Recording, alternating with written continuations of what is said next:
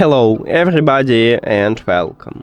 In this video I'm going to show you how to perform software reset for your earbuds REALME Buds T200 Lite.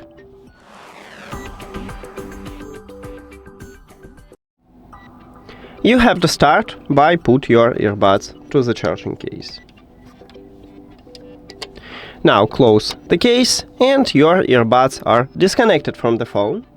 If you go to the settings, you can check it. So on iOS, near to the earbuds we have information not connected. If you have Android, it will move from My Devices or Media Devices to Save Devices, but it also depends because, let's say on Realme, under your earbuds you have the information in use when it connected and no information when it disconnected. So maybe you have the similar path to check it.